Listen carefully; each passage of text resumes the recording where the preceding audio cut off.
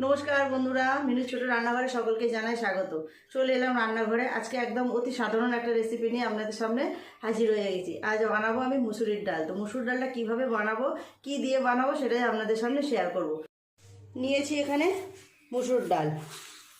মুসুর ডালটা খেতেও বেশ ভালো লাগে, খাওয়া তো উপকার, সে তো অবশ্যই আমরা জানি। আর নিয়েছি এখানে ওলকপি, টাটকা টাটকা ওলকপি নিয়ে এসেছে। বেশ কিছুদিন ধরে ভাবছি ওলকপি দিয়ে মুসুর ডাল করবো, কিন্তু সে আর করা হয়ে উঠছে না। ওলকপি দিয়ে মুসুর ডাল খেতে কিন্তু দারুণ লাগে। আর এই রকম ডালের সাথে যেটা না হলেই নয়, এখানে এইভাবে সরু সরু করে আলু কেটে নিয়েছি। আলু আর এখানে পেঁয়াজকলি আলু ভাজা, আর এইরকম ডাল অপূর্ব সুন্দর খেতে হয়। যারা কোনোদিনও রান্না করেনি, নতুন রাঁধুনি, তারাও কিন্তু খুব সহজে এই রান্নাটা করতে পারে। ডালগুলো ধুয়ে নিয়ে আগে প্রেসারে দিয়ে দেবো। এক জায়গায় যাবো, সেই জন্য একটু তাড়াতাড়ি করে এই রান্না দুটো করে নেব।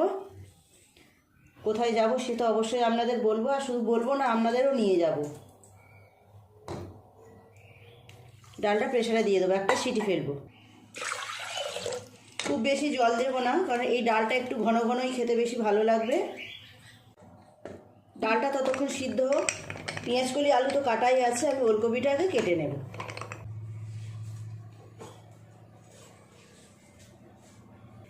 ওলকপিগুলো খোসা ছাড়িয়ে ছোটো ছোটো করে টুকরো টুকরো করে কেটে নেব।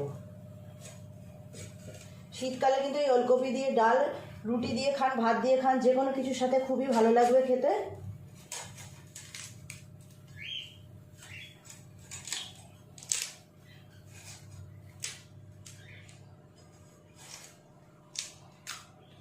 ওলকপির খোসা ছাড়ানো হয়ে গেছে, টুকরো করে নেব।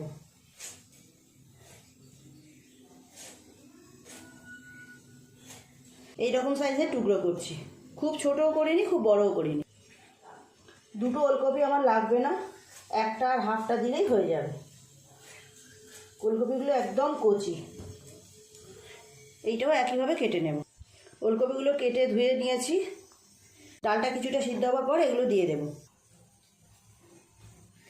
ডালটা ততক্ষণ সিদ্ধ হোক, ওলকপিগুলো একটু ভেজে নেব। তেল গরম হয়ে গেছে, ওলকপিগুলো দিয়ে দেব।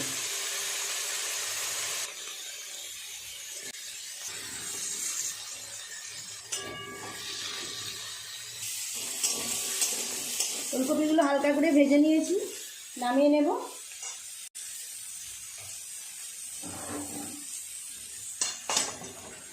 পেঁয়াজকলি দিয়ে আলুটাকে ভাজা করে নেব। তেল, শুকনো লঙ্কা ফোড়ন দেব।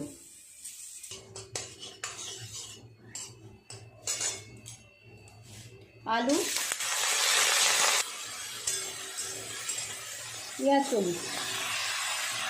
পেঁয়াজকলিগুলো আমি আগেই কেটে ধুয়ে রেখেছিলাম। দিয়ে দেবো নুন, আর দেবো হলুদ গুঁড়ো। একটু নেড়ে নিয়ে চাপা দিয়ে দেবো, তাহলে আলু আর পেঁয়াজকলি খুব ভালোভাবে নরম হয়ে যাবে। ডালটাও সিদ্ধ হয়ে গেছে কিছুটা, এর মধ্যে ওলকপিগুলো দিয়ে দেবো। ভেজে রাখা ওলকপিগুলো দেওয়ার পর কিছুক্ষণ বসিয়ে রাখলেই হয়ে যাবে ওলকপিগুলো সিদ্ধ। বেশ কিছুক্ষণ ঢাকা দিয়ে রেখেছিলাম, একবার খুলে দেখব। আবারও ঢাকা দিয়ে দেবো। ঢাকা দিয়ে এইভাবে ভাজলে ভাজাটা খুব ভালো হবে, খুব নরমও হবে। বেশ অনেকক্ষণ এইভাবে ঢাকা দিয়ে তো ভাজা করলাম। এবার ঢাকাটা খুলে দেখি।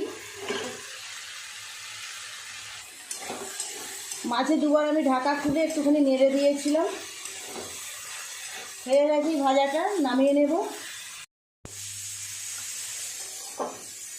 পেঁয়াজকলি আলু ভাজা থেকে বেশ সুন্দর একটা গন্ধ বেরোয়, ভালোই লাগে খেতে। এগুলো বলুন, ডাল দিয়ে খেলেও ভালো লাগবে, শুকনো ভাতের সাথে খেলেও দারুণ লাগে।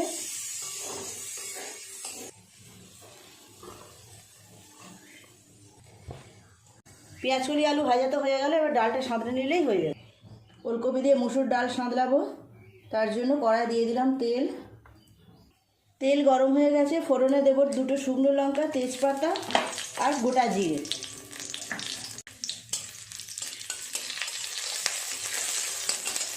দিয়ে দেবো সিদ্ধ করে রাখা মুসুর ডাল।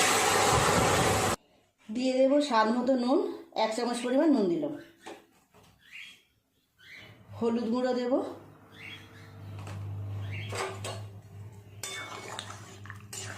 ডালটা একটু ভালো করে ফুটিয়ে নিলেই হয়ে যাবে। ওলকপিগুলো খুব ভালোভাবে নরম হয়ে গেছে।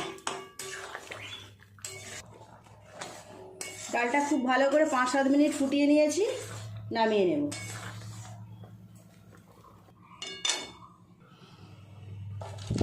বেশ গাঢ় গাঢ় হয়েছে, ডালটা একদম ঘন ঘন হয়েছে দেখুন। এই ডাল কিন্তু রুটি ভাত যে কোনো কিছুর সাথেই খুব ভালো লাগবে। শীতকালে আপনারা একবার এভাবে বানিয়ে দেখবেন। চলুন এবার রেডি হই। আমরা পুরোপুরি রেডি হয়ে গেছি। আমি আর আপনাদের দাদা যাব, মেয়ে তো স্কুলে গেছে। কাছেই একটা মন্দিরে পুজো দিতে যাব, তাই ভাবলাম আপনাদেরকেও নিয়ে যাই, ঘুরিয়ে নিয়ে আসি। আসছি গো। হ্যাঁ,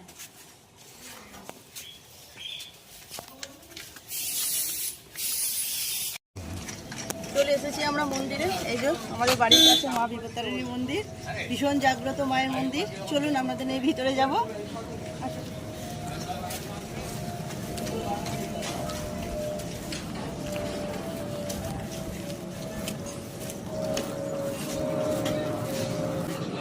এখানে একটা ফোয়ারা আছে, এখন দিনের বেলায় বলে আর অন করেনি, সন্ধ্যের বেলায় অন করে। খুব সুন্দর দেখতে লাগে, অনেক রকমের লাইট জ্বলে, দারুণ লাগে।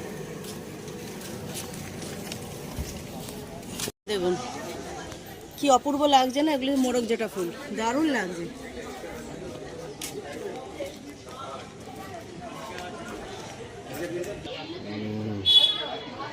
ধূপবাতি আমি এসে নেব।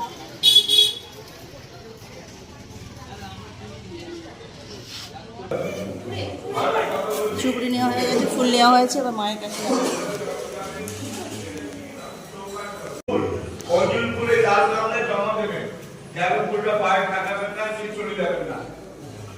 মার পায়ে একটা হাত দেবেন, হাতটা নিজের মাথায় বলবেন, প্রণাম পাই। পেছনে দেখবে বেঞ্চি রাখা আছে, প্রত্যেকে ফল মিষ্টি ব্যাগে করে ভরবেন, ভরে বাইরে গিয়ে সবাইকে বেরোবেন। প্রসাদ এখানে রাখবেন না, দেবেন না।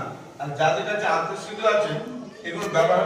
মায়ের ঘরে নমস্কার করে একটা পদ্ম ফুল পেয়েছি, দাদার মাথায় একটু ঠেকিয়ে দিলাম। চলো চলো নাম নিই তো।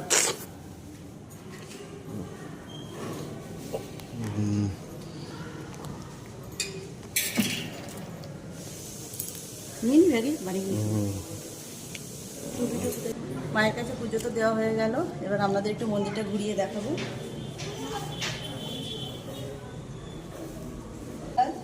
মা সাধনা দেবী, এই মা বিপত্তারিণী মন্দিরের প্রতিষ্ঠাতা।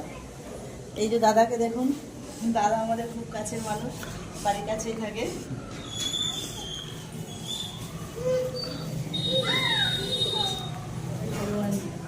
আগে যখন মন্দিরের ওইখানটায় ছিল,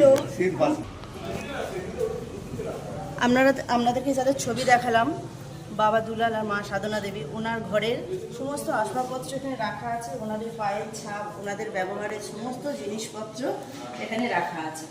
এই দেখুন, বহু বছরের পুরানো জিনিস, কিন্তু এখনো খুব সুন্দরভাবে যত্ন সহকারে সুসজ্জিতভাবে রাখা আছে। বাবার জিনিসপত্র ব্যবহারের, মায়ের ভীষণ জাগ্রত এই মন্দির। আপনারা একবার আসবেন মা বিপত্তারিণী চণ্ডী বাড়িতে, এসে আপনাদের মনের যা ইচ্ছা মায়ের কাছে জানাবেন, সব পূরণ হবে। এই জায়গাটা এলে সত্যি আমরা মনে প্রাণে অনেকটা শান্তি পাই, খুব ভালো লাগে। বাবা দুলালের ওই বাবা দুলাল ভীষণ ঠাকুর ভক্ত ছিলেন। বাবা দুলাল স্বপ্নে মা বিপত্তারিণীকে পেয়েছিলেন। কোথায় পেয়েছিলেন সেটাও আপনাদের দেখাবো, চলুন নিয়ে যাব। মা বিপত্তারিণীর দুর্গা মন্দির, দুর্গাপুজোর সময় এখানে খুব বড় করে দুর্গাপুজো হয়।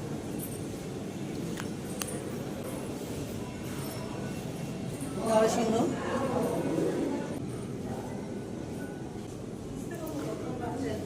বাবা দুলাল আর মা সাধনা দেবী।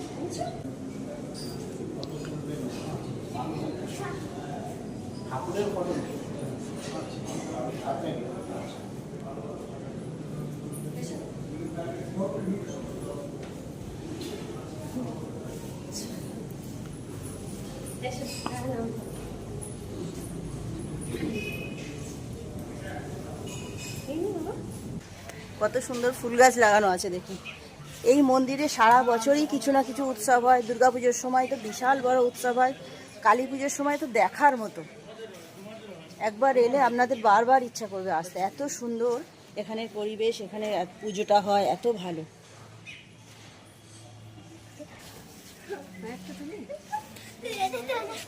বসতে হবে, তোমাকে পড়িয়ে দিই আয়না বসে।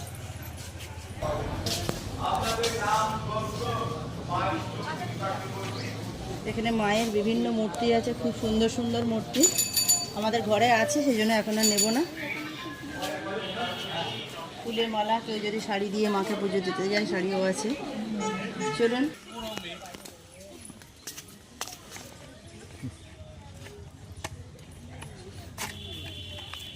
এই বেল গাছতলায় ধূপবাতি দেখাবো।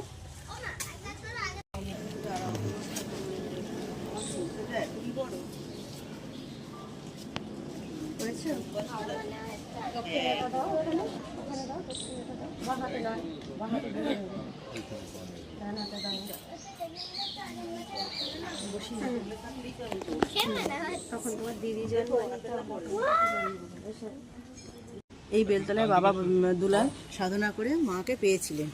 ওই যে ভিতরে গাছের গায়ে ফুল লাগানো আছে, এইখানে সবাই আমরা ধূপবাতি জ্বালাই।